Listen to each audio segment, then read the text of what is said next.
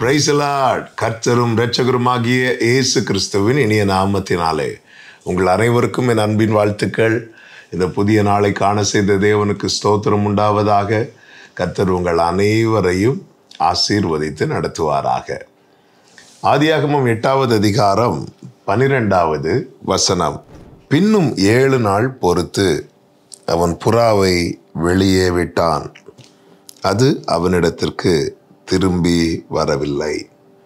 கர்த்தருடைய பரிசுத்த நாமத்திற்கு மகிமை உண்டாவதாக. கர்த்தர் நோவாவின் இடத்துல ஒரு பேழையை கட்ட சொல்லுகிறார். ஒரு பெரிய அழிவு வரப்போகிறது, அதற்கு தப்பும்படி நோவா அந்த பேழையை கட்டுகிறான். கர்த்தர் சொன்ன வார்த்தையின்படி, அவனுடைய சித்தத்தின்படி அல்ல, அவனுக்கு தோன்றினபடியும் அல்ல. கர்த்தர் எப்படி சொன்னாரோ அப்படியே செய்கிறான். கர்த்தர் சொல்லும் வார்த்தையை கேட்டு அப்படியே செய்கிறவர்கள் எப்படி நோவா பேழையினால் காக்கப்பட்டார்களோ அதுபோல காக்கப்படுவது நிச்சயம். அவன் செய்கிறான். அந்த பேழைக்குள்ளே அவன் மட்டுமல்ல, அவனுடைய மொத்த குடும்பமும் காக்கப்படுகிறார்கள். கர்த்தர் இந்த பேழையின் கதவை அடைத்தார் என்று வேதம் சொல்லுகிறது. அடைக்கப்பட்ட நிலையில இருக்கிறான். 150 நாள் ஜலம் பிரவாகித்து வடிந்து கொண்டிருந்தது என்று 7வது அதிகாரம் அதனுடைய 24வது வசனத்திலே சொல்லப்பட்டிருக்கிறது. அது பிரவாகித்து கொண்டிருந்தது. 150 நாள் உள்ளே இருக்கிறார். அதன் பிறகு கர்த்தர் அவர்களை நினைத்தொருளே ஒரு காற்றை அனுப்புகிறார்.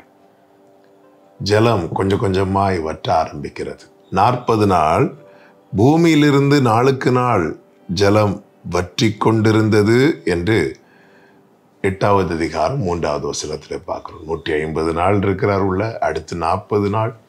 அதன் பிறகு பார்த்தீங்கன்னா ஒரு காகத்தை அனுப்புகிறார். அது போக்குவரவுமா இருக்கிறது.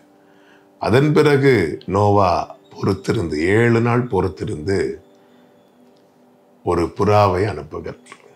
அந்த புறா என்ன செய்கிறது என்றால், அது ஒரு ஒலிவ இலையை கொண்டு வருகிறது. முதலாவது அனுப்பும் போது உள்ளங்கால் வைப்பதற்கு கூட இடம் இல்லை. அது திரும்பி வந்து விட்டது. காத்திருக்கிற நோவா புரிந்து கொண்டான், இன்னும் என் உள்ளங்கால் வைப்பதற்கு கூட இடம் ஆயத்தப்படவில்லை என்று. அவன் பொறுத்திருக்கிறான். அவன் எதற்குள்ளே அடைக்கப்பட்டிருக்கிறான்? பேழைக்குள்ளே. பேழை எதனால் செய்யப்பட்டது? கொப்பேர் மரத்தால் செய்யப்பட்டாலும் கர்த்தருடைய வார்த்தையின்படி செய்யப்பட்டது. வார்த்தைக்குள் அடைக்கப்பட்டிருக்கிறான். ஆனால் அடைக்கப்பட்டிருக்கிறான் என்றால் அவன் காத்திருக்கிறான். அப்படி காத்திருக்கிறவனுக்கு இன்னும் உள்ளங்கால் வைப்பதற்கு கூட இடம் ரெடி ஆகலை. ஆனாலும் 7 நாள் பொறுத்திருந்து புறாவை அனுப்பும்போது அந்த புறா ஒரு ஒலிவ இலையை கொண்டு வருகிறது. பேழைக்குள் இருக்கிறான். அவனுக்கு என்ன கிடைக்கிறது என்றால் ஆதரவு கிடைக்கிறது. புறா ஒரு ஒலிவ இலையை கொண்டு வருகிறது. எதை அவனுக்கு கொடுக்கிறது என்றால் ஒரு அடையாளத்தை கொடுக்கிறது. என்ன தெரியுமா?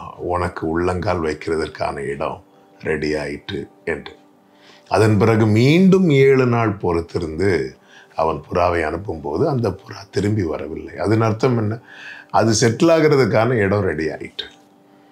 ஆமென். வார்த்தையின்படி காத்திருந்து பொறுத்திருக்கிற அன்பு உள்ளங்களுக்கு இன்னைக்கு சொல்லுகிற 3 வார்த்தைகள் உங்களுக்கு ஆதரவும் அடையாளமும், 3வது அனுகூலமும் கிடைக்கும்.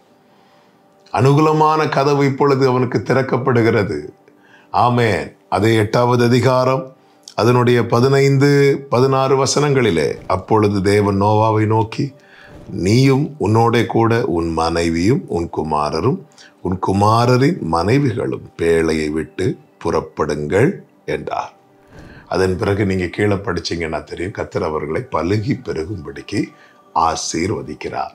இந்த நாளிலே என்னை கேட்டுக்கொண்டிருக்கிற அன்பு சகோதர சகோதரி, நோவாவை போல 150 நாள் முடிந்து இன்னும் 40 நாள், அதை தாண்டி இன்னும் 7 நாள், இன்னும் 7 நாள், இப்படி காத்திருக்கிற உள்ளமே, இன்னும் கொஞ்ச காலம் பொறுத்திரு. ஆதரவு கிடைக்கிறதல்லவா? அடையாளம் காண்பிப்பார், அனுகூலமான கதவை திறப்பார்.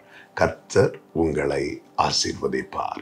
ஜெபிக்கலாமா? எங்கள் நல்ல தகப்பனே, இரக்கமுள்ள தேவனே, எங்களை காத்திருக்க வைக்கிறது நீரப்பா.